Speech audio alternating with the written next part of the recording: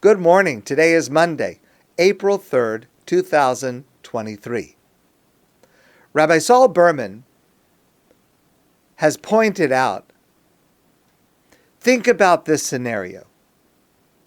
You have a guest who's coming to visit you. And it's someone that you have not seen for a long time, and it's someone that you're very, very excited to see. You have anticipation about being able to spend some time with this person, even though it's only going to be for a few hours. There's so much to discuss, so much to reconnect. And so finally your guest comes, and they knock on the door, and you say, "Come in, make yourself comfortable." Make yourself comfortable in the living room. I just have to go into the kitchen to start making dinner for tomorrow night's dinner. What? I thought that we were coming so that we were going to spend time together. Now you're going to spend most of the time that I'm here in the kitchen preparing for tomorrow night's dinner? Why don't you prepare for tomorrow night's dinner after I leave? Or why don't you do it before I came? But the time that we have here is very precious. Why would you spend it doing something that you could have done earlier or you could have done later? This is the premise of the rule in Jewish law that it is prohibited on one day of Yom Tov to do any action that is done specifically to prepare for the next day. Either for the next day of Yom Tov, or for the next day if it is Shabbos, or especially if the next day is a weekday. Because we don't treat a day of Yom Tov as a day to prepare for some other day. It's not a prep day. Yom Tov is the goal. We have just a few hours of this day of Yom Tov, and we want to appreciate them and enjoy them. And we want every moment to be together, not to be spending our time using today as a prep day for the next day.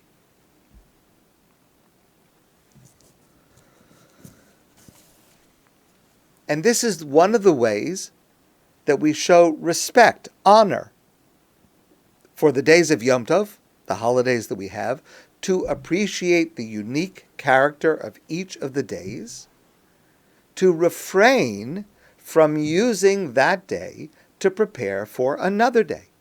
And therefore, on the first day of Yom Tov, this year, it's Thursday, Wednesday night and Thursday, we do nothing to prepare for the next day, which of course starts Thursday night. For example, cooking for the Thursday night meal, that's the second night of Yom Tov, the second Seder, cooking or preparing or even setting the table for that second night is not permissible during the day of Yom Tov. Even though it's permissible during the day of Yom Tov to set the table for a meal that day, to cook the food for a meal that day, we're allowed to cook on Yom Tov for that day, but on Wednesday, the first day, to be involved in the preparations for the nighttime, the second day, is showing a lack of respect to the first day. The first day is not a prep day for the second day. The first day should be enjoyed for itself. And therefore, all of the preparations for the second night must begin only when the second night begins, which is Thursday night at nightfall. Similarly, to do other kinds of preparation, setting up tables, putting away tables, carrying something that is not needed until tomorrow, all of these things we should not be doing on one day of Yom Tov, since they are only necessary for the next day of Yom Tov. However, when our Talmudic sages legislated this prohibition, they realized that if Yom Tov occurs on Thursday and Friday, as it does this year, there would be great difficulty preparing for Shabbos, this coming Shabbos. Because it would be prohibited to prepare food on Friday for Shabbos, because since Friday is the second day of Yom Tov, it would be using Yom Tov to prepare for another day. And it would be impractical to put food in the oven on Wednesday afternoon before the first day of Pesach and leave it there so that it could be eaten hot on Shabbos to keep food in the oven for 3 days. That's just not going to taste very good. And the same thing is true if Yom Tov falls on Friday and Shabbos, just to a slightly lesser extent. The only viable alternative would be, on that Shabbos, to eat cold, pre-prepared food, a situation that would have an adverse effect on the quality of that Shabbos' cuisine. And so our rabbis enacted a provision to cover this situation, and they reasoned as follows. What is prohibited on one day of Yom Tov, preparing for the next day, is when on Yom Tov we begin preparing for Shabbos. How about, says the rabbis, if we begin the preparation on Wednesday before Pesach starts? We start the preparation before Yom Tov, and then on Friday we complete the preparation. Not from the beginning, just the last part of it.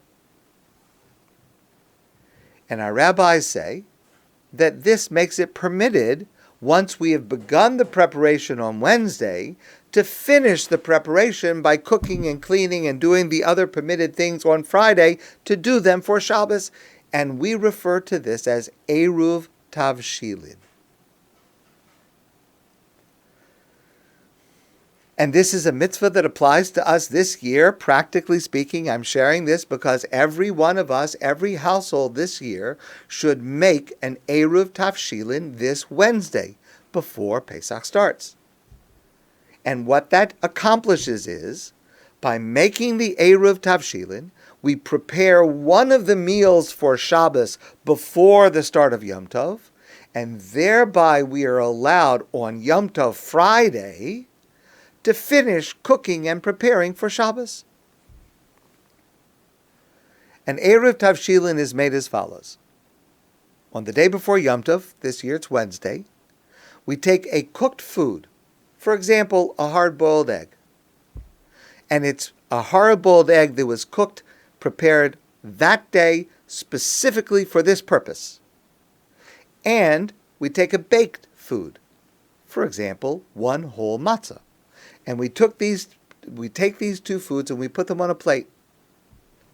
Now these foods are selected because they will presumably not spoil before Shabbos. You could substitute something else. The custom is to use these two foods. If you do need to substitute other foods, a rabbi can help you find a substitution. After we take these two foods and we place them on a plate, we must verbally announce our intention while holding the plate that this should be the beginning of our preparation for the coming Shabbos, and that now we are allowed on Friday to do any activity normally permitted on Yom Tov, which is needed as additional preparation for this Shabbos. But before making this announcement, since this is a mitzvah, we have the privilege to say a bracha, a blessing. Baruch atah Hashem, Elokeinu melech haolam, asher kirishanu b'mitzvosav v'tzivanu al mitzvahs Eruv. We bless Hashem, who has sanctified us with the commandment of making an Eruv. And then we recite the following announcement. And we read this aloud, and this is not a prayer, it's a statement, so we should read it in a language that we understand. And we say, with this Eruv, the matzah and the egg on the plate, it is now permitted on Friday to bake, to cook, to heat up food, to light fires from an existing flame, to carry objects in a public domain, and do any other activities usually permitted on Yom Tov in preparation for this coming Shabbos for myself and all those in my household. So before Pesach has started, we have already completely prepared one Shabbos meal, and we will eat this Shabbos meal as part of our Suda Shlishit, our third Shabbos meal, on Shabbos, after having used the matzah as the second matzah for the first two Shabbos meals when we make hamotzi, the blessing over the bread. As soon as we make this announcement, the plate must then be put in a noticeable but out-of-the-way spot, maybe on top of a refrigerator or on top of a cabinet, until it is eaten on Shabbos. If anything happens to this food before Shabbos comes, if it becomes inedible for some reason, or somebody eats it, or it gets lost, then a rabbi needs to be consulted, because that's a bit of a complicated question. Now, this only permits to allow preparation on Friday for Shabbos, not on Thursday for Shabbos. And even if an Eruv Tavshilin is made, we still may not prepare on any Yom Tov or any Shabbos for a weekday. That's a more serious sin, to use a Shabbos to prepare for a weekday, to use a Yom Tov to prepare for a weekday. That's never permitted. Even with an Eruv Tavshilin, all preparations for Shabbos preferably should be concluded on Friday early in the day, at least a few hours before the end of the day on Friday. And if one forgets to make an Eruv Tavshilin, then you must consult your rabbi. Now, not only food preparation is covered by the Eruv Tavshilin, but any type of preparation for Shabbos that is permissible to do on Yom Tov may be done on Friday if an Eruv Tavshilin has been made. For example, to make the beds on Friday, you don't need them for Friday. You want them to look nice for Friday night and Saturday. That's preparing from one day to the next. If you have an Eruv Tavshilin, you're allowed to do that. Cleaning the house. In shul, rolling the Torah from the place where we read on the second day of Pesach to the place where we're going to read on Shabbos. That would be preparing.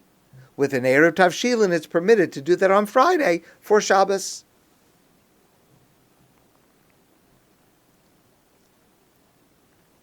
And again, I just want to emphasize, these are actions that are permitted on Yom Tov if they are done for that day. It's only that they are prohibited because they're being done for the next day, which is Shabbos. That is when the Eruv Tavshilin permits them to be done for the next day for Shabbos. It is a mitzvah for every household to make an Eruv Tavshilin, to be able to enjoy freshly prepared meals on Shabbos that were prepared on Friday. And once one member of the household has done an Eruv Tavshilin, and it can be made by either spouse, everyone in the family who is staying there may help prepare for Shabbos on Friday. And the Eruv Tavshilin must be made before Yom Tov begins. Also, because the words of the announcements, "I can light fires from an existing flame," we are permitted to light the Shabbos candles at the usual time on Friday afternoon, 20 minutes before sunset. Because without an Eruv Tavshilin, we would not be allowed to light Shabbos candles on Friday for Shabbos. And of course, we're not allowed to light Shabbos candles on Shabbos itself. So it is only with an Eruv Tavshilin that we're able to light Shabbos candles on Friday, which is Yom Tov, at the correct time. The practice of Eruv Tavshilin was instituted to ensure the dignity and respect we must have for each one of our holy days. Each day must be savored and enjoyed for its own sake, not as a day of preparation for the next day. And so as we make the Eruv Tavshilin on Wednesday and eat it on Shabbos, we should be inspired to treat each day of Shabbos and Yom Tov as a special dear guest to whom we give our full attention and our full enjoyment on that day. My friends, I want to wish you a great day, and I look forward to seeing you soon in person.